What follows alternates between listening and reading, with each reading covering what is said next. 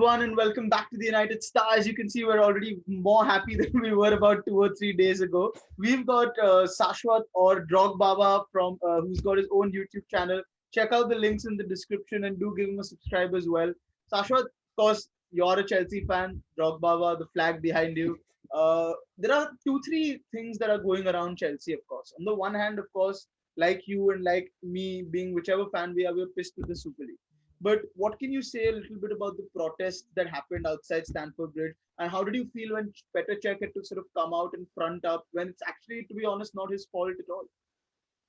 Yeah, actually, the thing is, when we were performing the kind of season which was going for us after Thomas Tuchel had come in, and we had just beaten Man City in the FA Cup semi-final, and we are about to play the Champions League semi-final after 7 years with Real Madrid. So in middle of that happy feeling, you see all this fiasco come out of nowhere, Right. and it was absolutely disturbing. Disturbing is the word which I would use. That I was not able to sleep the night when this news came, because as soon as the league was announced, the Super League was announced, UEFA and FIFA were like that we are going to ban you. Yeah. And news started coming that all these teams will be banned from Europa League and Champions League, and they won't be allowed to play in their domestic league. So it was all a ruckus, and I was absolutely shocked, and I was very disappointed by the step that Chelsea took.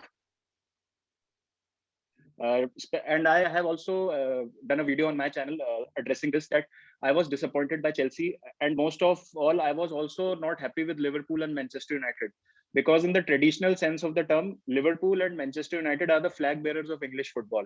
That is what I feel, because they are the clubs which have the, I mean, the culture is very rich in both of these clubs. They have a huge history, a very rich history, and they are kind of the benchmark that was set throughout the history of English football.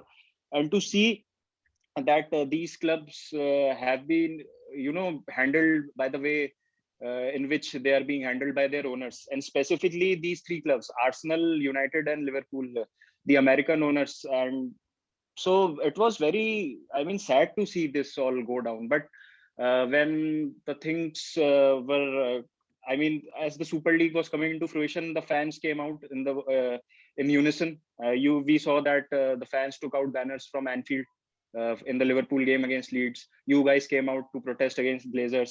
We all came out. We were not actually pissed with our owners as to say, but we were disappointed that we are going to, play this Super League or whatever the ridiculous idea this is. And to see Petr Cech come out and address the fans, and to see fans, raise their voice, was actually very, encouraging to see that there is something which unites football fans at last. So I was happy, but I think there are very still some stones which are unturned in terms of this league, because I think it will come back to haunt us. It is not over. This chapter is not over. I think you're absolutely right there. And I think you rightly also have made the distinction between sort of Manchester United, Liverpool, and Arsenal and their American owners. And I think that distinction is very important to make here, because while I realize completely that sort of the Chelsea protest was at a mass out, it was absolutely wonderful to watch. And even as a United fan, I think the fact that Tuchel came out and said, this is not right, the fact that Pep Guardiola so unequivocally, along with Jurgen Klopp, denounced the Super League, Harry Maguire, Jordan Henderson, Luke Shaw, all of these guys, what they've done is incredible. And obviously, there's no space for something like this. But what you have said is absolutely correct, that maybe this chapter is not over.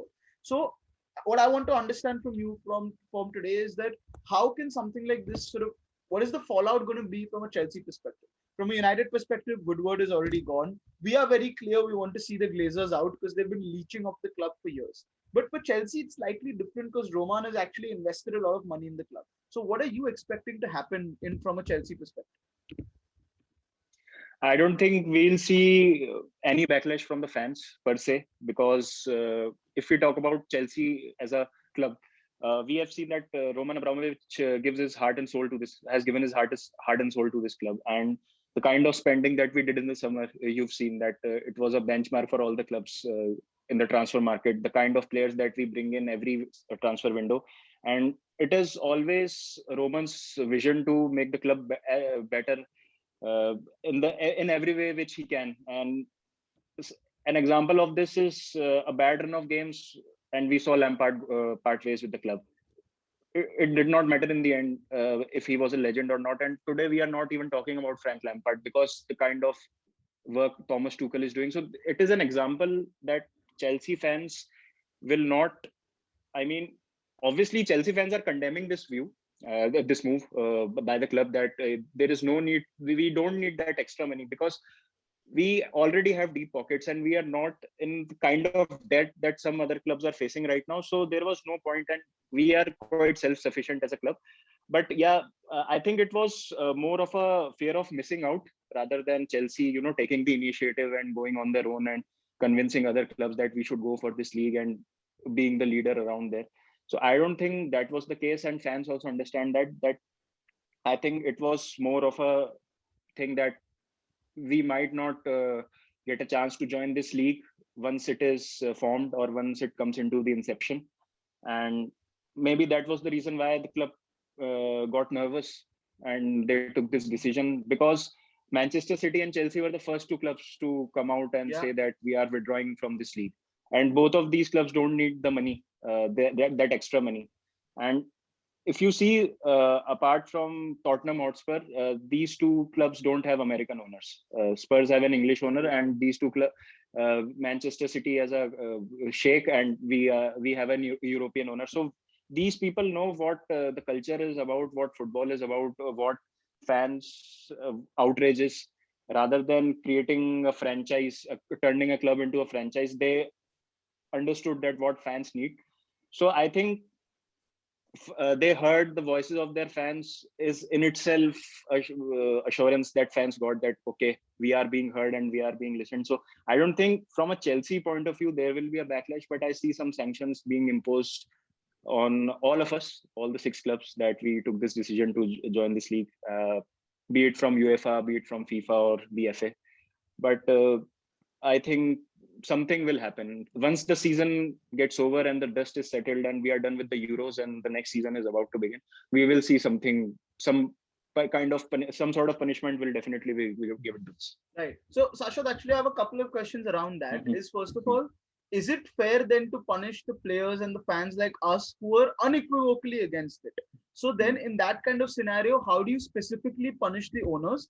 And especially the likes of Joel Glazer and Matt Henry, who had the audacity to sort of push this plan, first of all, and obviously Kroenke as well, but who had the audacity to push the plan. So how do you do that?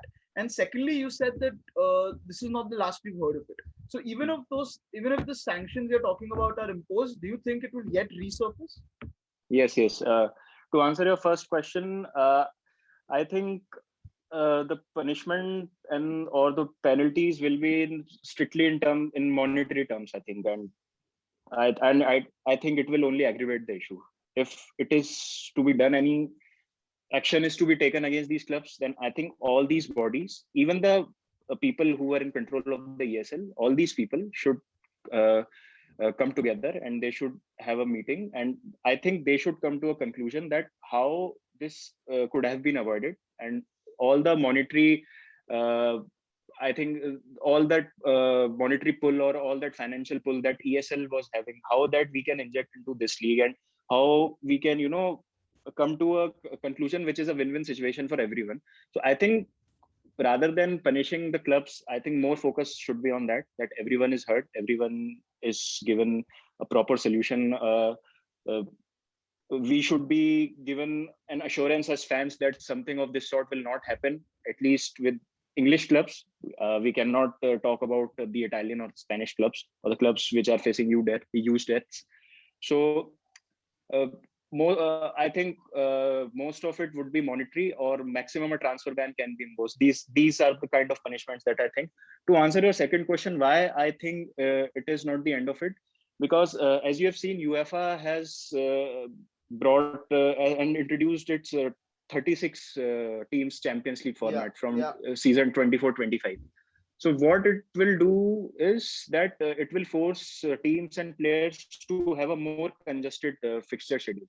And this is the kind of problem that the players have been facing from past many years, and they have been raising their voices against this, but no one pays heed to it, be it UEFA, be it FIFA.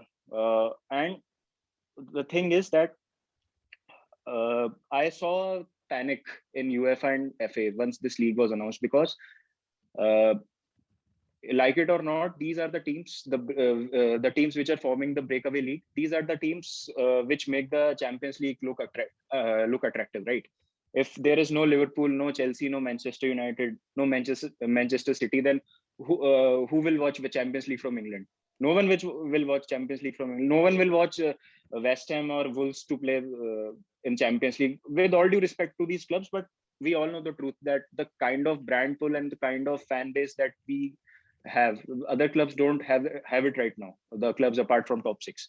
So I think UEFA knows that there is a pool of $4 billion lying somewhere out there, which ESL was showing, and uh, through which ESL was trying to attract all these clubs. So UEFA will have its eye on that money, and that is what I think will happen.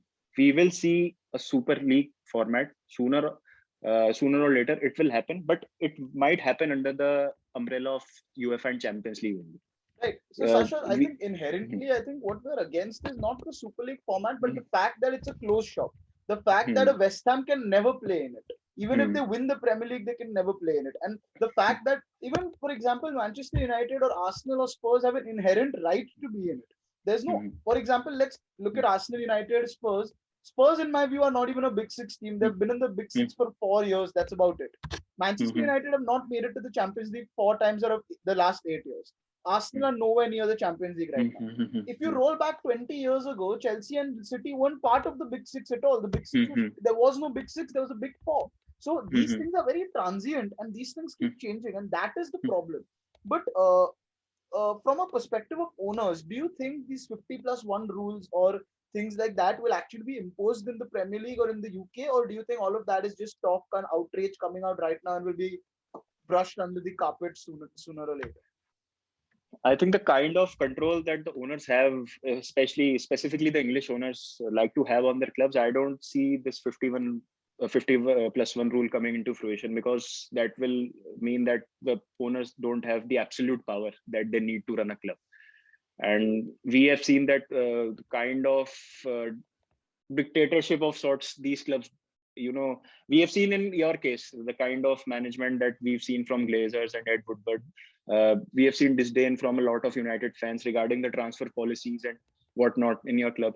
So if this happens, then the power goes away. And I think the issue is with the American owners is that they don't understand the culture and the history that is associated with football. If you look into the American sport or the culture over there, every sport is a franchise based sport, be it NBA, be it baseball, or the Super Bowl, the football league that they have, the American Football League that they have. So all of these are franchise based sports in which they have huge squads of 30-40 players, in which trades are done at any time of the season, with huge money, with huge amount of money in place, with huge sponsors. So they are used to that sort of thing, which is beneficial for the owners and is entertaining for the fans. If we talk about a league which has come just into the inception, or which started with such a format, then it is easier to accept. So if we talk in terms of India only, we are enjoying IPL because it was started as a format like that. But if, for example, Ranji Trophy becomes a format like an IPL, no one would like No. it, right? Yeah. So we don't like this idea, because the football that we have seen and that has evolved from past 100 years had certain roots and had certain essence, which is strong right now also. Football is for the fans. And if a owner comes in, for example, you cannot imagine if an a new American owner, suppose, takes over from Glazers, you cannot imagine that he can change the name of the club, like from Manchester United you become Red Devils FC, or you shift your base from Manchester to Birmingham. That is not possible in football. Yeah. Cannot possibly fathom that, right? Yeah. But this happens In on a America. Yeah. consistent basis in US, Yeah. in America, right, in all the sports. So I think they got it mixed up there. So I think the problem is with the American owners, and if we are able to address this situation, and if they are able to get a hold of things, like if you see the Kroenke case from Arsenal, uh, Stan Kroenke 3 years ago gave an interview in 2018 that he know the offside rule, he was aware of the offside rule. 3 years ago only. So you could see that they are not, into football. They are Yeah, in yeah, it yeah. for just to run it as I a mean, business. recently I So heard one of the that's the problem. panelists And on you, Sky.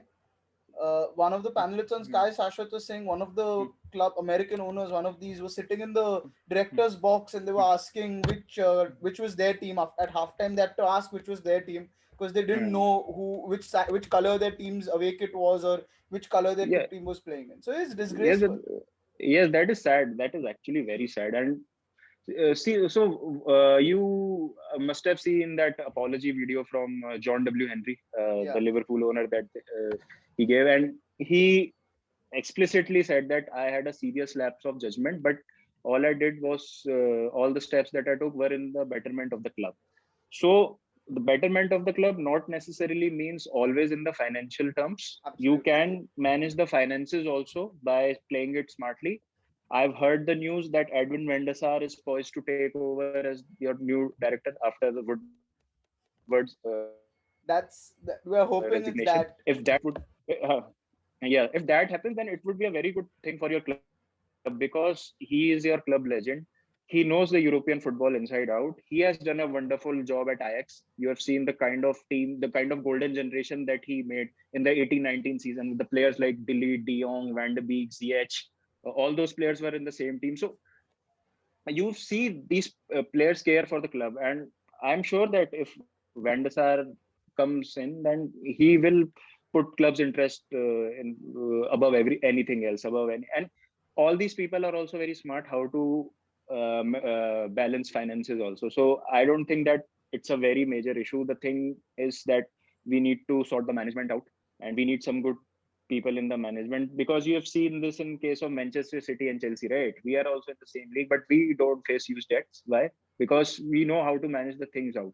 I And think, this is a Shashwat, it's also problem more which sometimes, about the owners that actually care for the club. So out here, yeah, yeah. When Henry or Glazers come out and apologize, we see through that because we've seen year on year that they don't care about the club. Whereas Hmm, that's why I started by saying Roman or even Sheikh Mansour. As much as I don't like Sheikh Mansour, and of course Roman is the first sort of oil money club, so to speak, but at least they care about the club. Whether they've bought their trophies or whether whatever they've done, the point is that they care about the club. They're there at the games. I mean, obviously Roman has other issues going on where he can't be there, but they care about the club, and that I think is what's paining the fans here, especially of United, Arsenal and Liverpool, is that there is no care. And what you said is so right, that they say that they're doing it for the greater good of the club, but I think it's just guys, it's the greater good of themselves and not the club. Because no club, what are you including as the club? Is it just the money? Is it just the trophies? Is it the fans? So who are the stakeholders you're talking about when you say the club? Because we feel as much as part of the club as the money or as the trophies. In fact, we should be even more important. So at the end of the day, it comes down to that. But Shashwat, I think it's great to sort of have a sort of Chelsea perspective on the way things are going, and it's good to hear that at least someone is happy with their owners even after the Super League. Because we will not stop now till the Glazers are out. And today there were protests at the Carrington, which we obviously they halted training, and there were a lot of things that went on. But I think it's needed. I think such drastic steps are needed only because these guys have shown they've literally laid themselves bare. There's nothing, nowhere to hide for them, and they've shown that the only thing that matters to them is money, and we're going to show them that football is not about that. So Yes, thanks so much. Yeah, on the last final note, I would like to say that on a podcast on Talk Sport, Andy Goldstein, who's a passionate Manchester United yeah, fan, he said a very wonderful thing, that the owner of any club are the fans. You may have the front door keys, but you are just a long-term tenant. It's yeah, the fans who are the owners.